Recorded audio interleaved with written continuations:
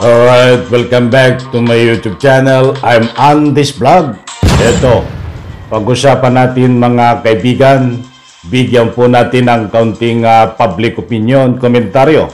Itong galawan ni Senador Bato. Diyan po sa loob ng Senado sa ginanap po na hearing tungkol dito sa PDEA-LEC. Nako, matindi po ito.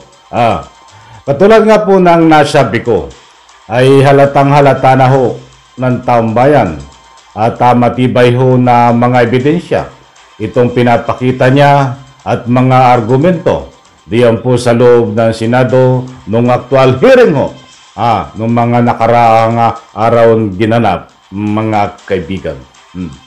May mga congressman ho na ika nga po nagpapaabot ng kailangang imbestigahan itong lumalabas na sa buwatan nagpapagamit si Bato dito sa ilang vlogger at nagpapagamit dito kay Jonathan Morales at ginagamit din ni Bato itong si Jonathan Morales, isang PDEA agent at ginagamit din ng vlogger itong si Bato at ginagamit din ni Bato itong vlogger na ito. Hindi ko napapangalanan mga kaibigan. Alam kong kilala nyo po yan, mga nabanggit kong mga pangalan.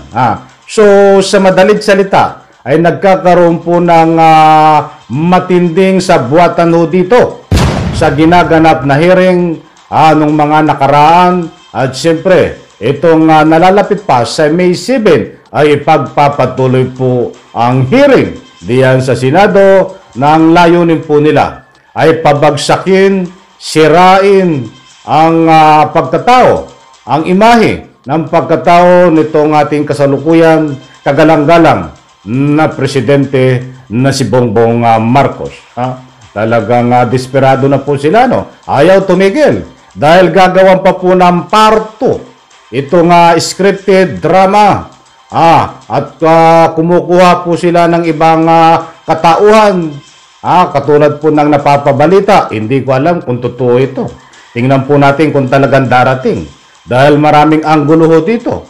Mga kaibigan, itong si artista ni si Maricel Soriano ay gagamitin o magpapagamit o may ibang anggulo ba dito pagdating sa Senado? Sapagkat pinapakala to ng kampo ni DDS dito sa ibang media platform na nagpapakalat ng fake news. Alam niyo na kung sino yan. Ay may pasabog daw di umano.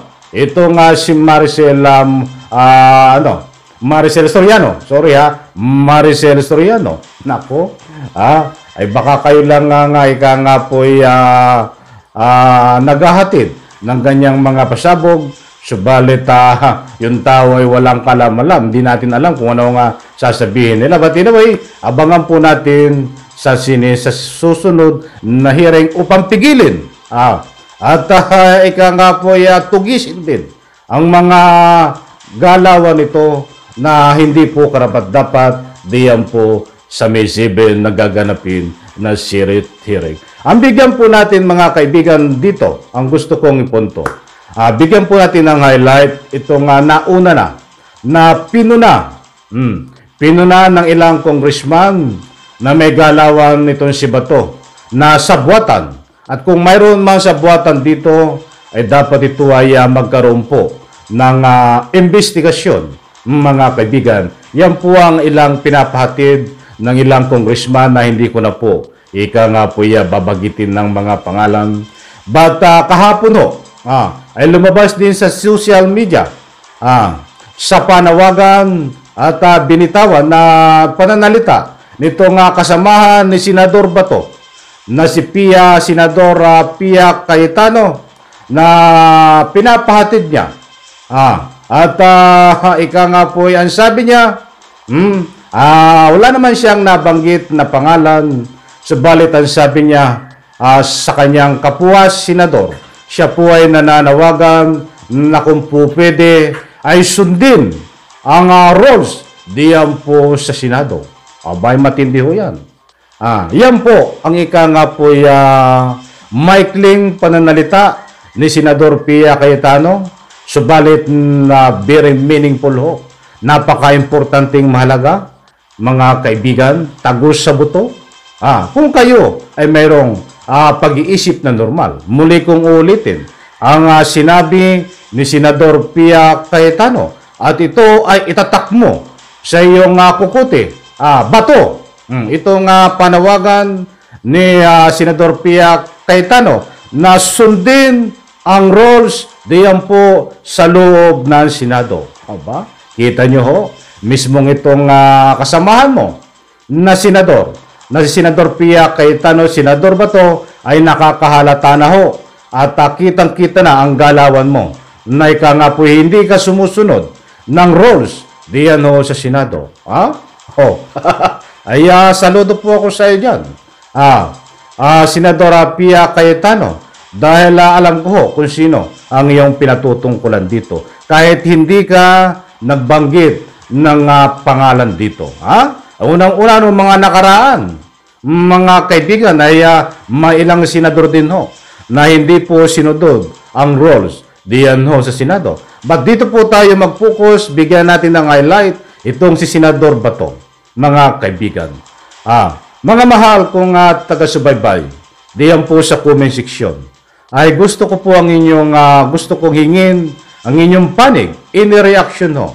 Dito ho sa ika nga po'y panawagan ni Senador Pia Cayetano na dapat sundin ang rules diyan sa loob ng Senado.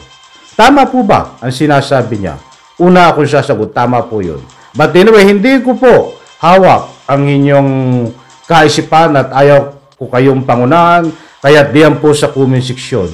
Kung tama ba, reaction ang sinasabi ni Senador Pia Cayetano, pwede ho kayong mag-iwan, may kalayaan ho kayo magbigay ng inyong public opinion diyan ho sa comment section. Importanteng mahalaga at dapat itanim sa kukuti kahit sinong senador ho ang nababanggit dito ni Senador Pia Cayetano na kailangan sundin ang rules diyan po sa Senado. Dahil kapag hindi ho sinunod ang rules na nabanggit dito sa Senado, katulad ng isang halimbawa nitong si Bato na hindi sinusunod ang rules diyan po sa Senado, ay magkakaroon po diyan ng tinatawag na pansariling interes. Kaya ginagawa mo yun. Naghihiring ka ng iyong sariling pananaw ng dahil lang sa iyong mga kaibigan at pansariling interes. Kahit saan ho tayong makarating. Bawal na bawal ho ang hindi po sumusunod sa rules. Lalong-lalo na dito sa sensitibo na usapin na rules of law diyan ho sa Senado. Katulad po ng nabanggit ko, isang halimbawa na ho itong si Senador Bato na hindi ho sumusunod sa rules of law. Maliwanag yan, Senador Bato. In relation dito po sa ating pagtatalakay, bakit nga ba nabanggit natin na hindi sumusunod sa rules diyan po sa Senado itong si Bato? Sapagkat halatang halata ho sa kanyang galawan na siya ay nagpapagamit dito sa ilang vlogger. Nagpapagamit po siya dito sa sinungaling na walang kredibilidad na testigo na si Pidia Morales. At marami pang dahilan. Naghihiring po siya diyan sa pansariling interes. Nang sa ganun po, makinabang siya at makinabang itong si Digong. Hindi na natin isa-isahin kung ano ang hidden agenda natin nila dito na malinaw po na talagang mayroon. Hindi po siya nagpasa ng resolusyon diyan sa Senado bago po talakayin, bago magkaroon po ng hearing diyan po sa ika nga po yung Senado. But anyway, in fairness naman, sabi nga niya, hindi ko lang kung allowed to. Ginamit niya ang authority to power. Power authority. Kahit magkabalik-baliktad na, basta't nandun yung authority at power na ginamit niya bilang senador Hindi ko lang po alam, in fairness naman, hindi ko lang alam po ito kung legal o allowed na gamitin ang authority at power niya bilang senador para hindi na dumaan sa nga po pagpasa ng resolusyon itong gaganapin na hearing. But anyway, yan po ang tatalakayin natin yung authority, kung legal ba o hindi. Kasi nagsasaliksik po tayo dahil ayaw ko kayong bigyan ng anumang fake news. Kung nagbibigay man tayo ng komentaryo dito, public opinion, ay nagkakaroon tayo ng pagsasaliksik at mayroon po tayong batayan, mga kaibigan. Ngayon, anong gusto kong ipunto dito? Kung dumano ito sa resolusyon, kung nag-file ho ng resolusyon dito si Senador Bato, ay magkakaroon po dito ng pagsasaliksik, pagsusuri. Anong unang susuriin?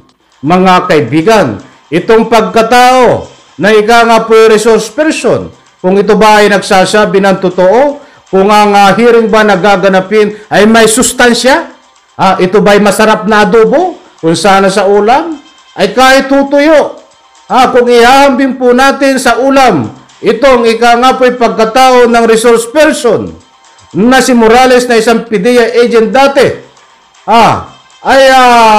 baka mas masarap pa ang bagoong at tuyo, mga kaibigan na may kamatis, kaya't wala pong sustansya. Ibig sabihin ko doon ay wala pong kredibilidad itong si Morales. Yun ang gusto kong ipunto. Masasala po sana yan at malalaman kung nagkaroon po ng file ng resolusyon itong si Bato at ang kanyang mga staff ay magkakaroon po ng pagre-research tungkol dito kung papayagan ba o hindi according sa kanyang mga nakalap sa pagre-research ang kanyang mga staff. Yan po, alam ko, diyan po pumapasok na importanteng mahalaga itong pag-file ng resolusyon bago ganapin ang Senate hearing. Katulad nga po ng aking mga nabanggit. Magkakaroon po ng kaunting pagsusuri kung dapat bang isa lang talaga ito diyan po sa hearing sa Senado. Ano po ang kinalabasan? Mga kaibigan, hindi po nag-file na resolusyon si Bato. Basta't ginamit ang kanyang power. Kaya't sinasabi ko nga, inabuso niya ang kapangyarihan at sabi nga ang paliwanag niya doon ho sa Senado ay dinidikdik daw siya ng taong bayan. Ay sinong taong bayan na nagdidikdik sa iyo? Na ikaw ay huwag patulog-tulog, kailangang imbestigahan. Wala akong taong bayan na nagpupursige na imbestigahan sa Senado sa hearing yan. Ang alam ko, ang nagtutulak sa iyo ay itong mga PDEA na kasangkot mo, itong si Marlica at ang kakampi mo. Diyan ang mga DDS na taga-suporta mo. Pero kami na normal na naniniwala sa katotohanan ay hindi po nagtutulak sa iyo. Na ika nga po imbestigahan yan sa Senado o maaring gawa-gawaan mo lang yan o katuwiran mo ba to diyan sa Senado na ika nga po dinidikdik ka na kailangang imbestigahan urgent. Isampalusot.com. That's why ginamit mo na ang power mo, authority bilang senador para as soon as possible ay mag-imbestiga. Ikaw diyan magkaroon ng Senate hearing sa Senado. That's why hindi ka na nag-file ng resolusyon. Alam ko, nakuha nyo ang gusto kong ipunto dito mga kaibigan. Bigyan po natin ng part 2 ito. Mahabang talakayan nito mga kaibigan dahil gusto kong isa-isahin sa inyo. At sa ganun po, ayaw ko kayong mabiktima ng anumang fake news. Bawat public opinion po natin dito ay mayroon po tayong pinagbabatayan mga kaibigan. Muli po, isang like lang po sa video na ito. Diyan sa comment section. Inaanyayahan ko po kayo. Huwag po kayong matakot, may kalayaan po kayo magbigay ng anumang public opinion. Maraming salamat po at pagpalain po tayo lahat. Bye-bye. Palakpakan.